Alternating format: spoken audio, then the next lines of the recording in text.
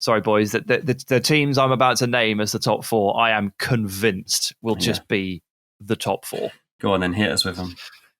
At 4, I've put United, which, I mean, they finished second last year and like 5 points clear as well of third place. So in raw form, this feels like regression, but I don't think it's that. I think we've said it a lot of times, like United's second place finish last year felt a little bit false and possibly not quite truthful or honest based on what had happened over the course of the season.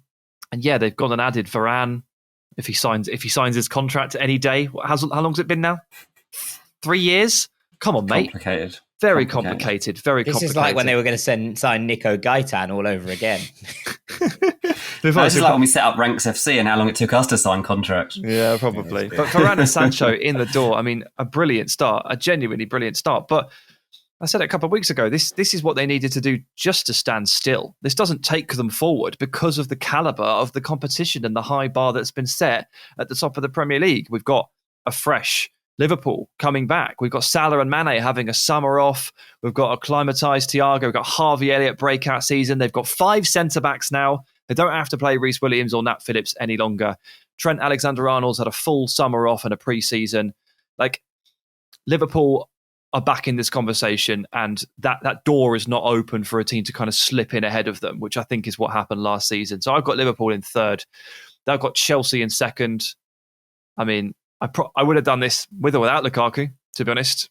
I would have had them second without him because Thomas Tuchel is a serious manager, and this machine that he's built at Chelsea is just scary. Which is the same sort of thing you can say for the other lads, can't you? Manchester City, all they've done is gone and added a game breaker of a player who, if Pep's plan A, plan B and plan C doesn't work, he can just ask Jack Grealish to dribble into the box and get fouled and win a penalty. You know? What a way to diversify what you've got, and what a way to add an extra layer to your attack. So I've got City retaining the title. I've got Chelsea running them extremely close. Liverpool in third, and then Man United in fourth. This is impossible, isn't it? You might as well have put these in a hat and picked them out one by one.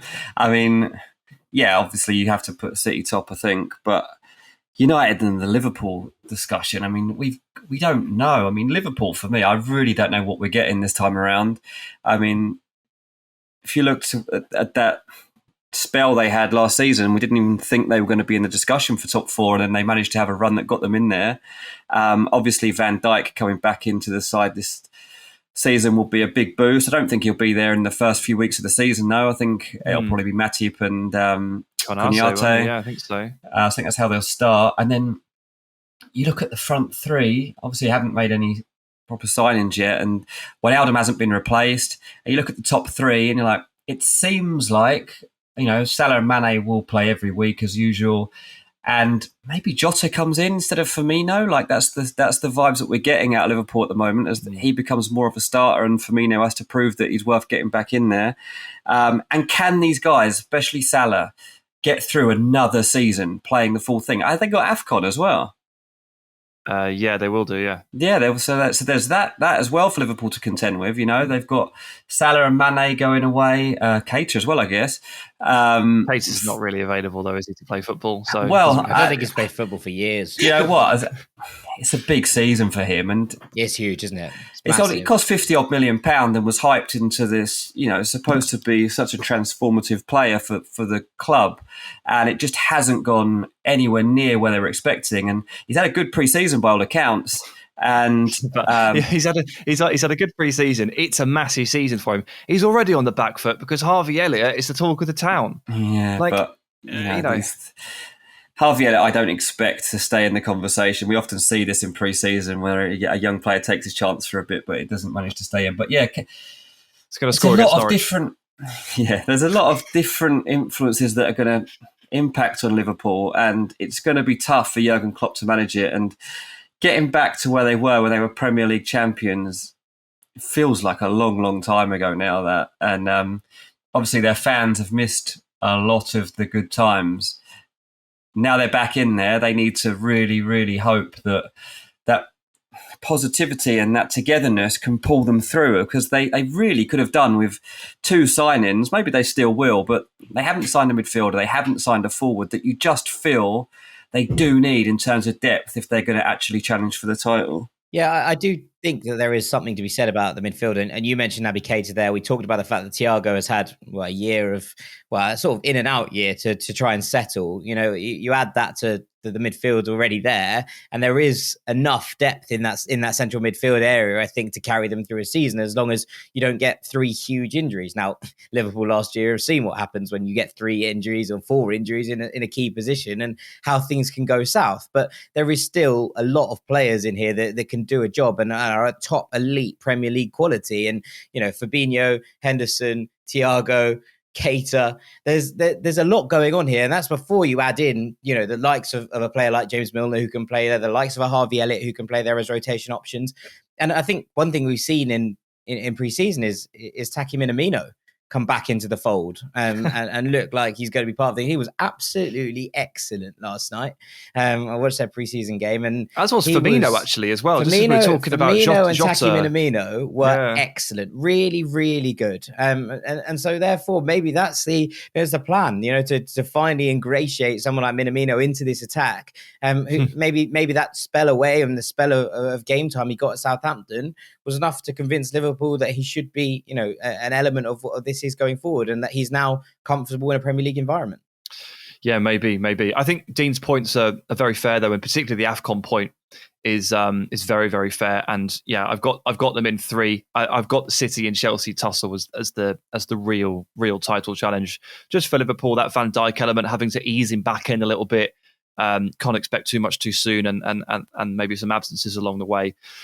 I think that makes me feel comfortable popping them in 3rd. Yeah. And Man United, it just feels weird to put United down 2 spots having signed Varane and Sancho. But this, as I keep saying, man, this is the bar. This is the bar at the top of the Premier League. This is the league that is just stealing everybody's players, just spending and spending and spending while everybody else is bankrupt. And it really shows at the top. Yeah, I think that's what is it that you think that what stops Man United from being considered as title contenders? What's the main thing that holds you back? I mean, City and Chelsea. No, I mean from within, from themselves. Not worrying about obviously, the overwhelming strength of the pack is obviously a concern there. And when you start to compare them up to those extremely strong teams, you obviously compare them position by position, and you compare the managers. This is the way it goes. And United are lacking compared to City and Chelsea in 3 areas for me, which is holding mid, right back, and manager. Now, there's not a lot you can do about the last one because they just gave him a new deal, and that will forever make me hold them back away from sort of City and Chelsea in these kind of stakes, because City and Chelsea have got 2 of the 3 best managers in the world, and United don't have anyone anywhere near that. I mean, I suppose the big question remaining is, you've got Chelsea second here, but I'd imagine there will be a lot of people who think that with Lukaku added to this side, and you said it yourself, with or without Lukaku, you would have had them second. I've tipped, and I will tip, Romelu Lukaku to win the Golden Boot. Do you think that changes anything at the top? I told you to be cautious on that. I told you. I said Adam Armstrong is going to join Saints. You want to be careful with your money there. I think it's interesting if City don't get Kane. Because if City don't get Kane, then they go out into the season without a 9. Don't need one, mate. They don't. No, I mean, maybe they don't. Maybe they don't. But they obviously felt they did if they were going after Harry Kane. Of course, yeah. I mean, he's an absolute game changer, isn't he? That's the thing. And it is interesting. I mean, they obviously still have the options. Maybe if they don't get Kane, then Jesus isn't allowed to leave, although he's not really the man that's going to carry you to a Premier League title. Maybe Ferran Torres takes another step forward and becomes something. Maybe it's Raheem Sterling. Maybe it's Gundogan again. Maybe it's just anyone. Maybe they're just going to play Laporte there. He doesn't have a role right now. Yeah, he's locked out the side at the moment. So I just think if City don't get Kane, then Chelsea have a much stronger case of winning the title. If City do get Kane, I mean, I can't see that City don't win the league. I mean, if they don't, then something's gone badly wrong, isn't it? Really, travesty. So it really has. It'd be about 240 or million. Harry Kane's got injured about 2 weeks into the season. Yeah, of course. I mean, you can't rule that out. I mean, I guess the flip of this is, and to go back to Chelsea, the amount of talent in this front 3 is a joke, right? And we assume from everything we've seen in pre-season that Tuchel is going to stay with this 3-4-3 formation. You know, it seems to cover the weaknesses of any defensive lapses. It allows Kante to basically do what he does best. We've seen him shining again last season.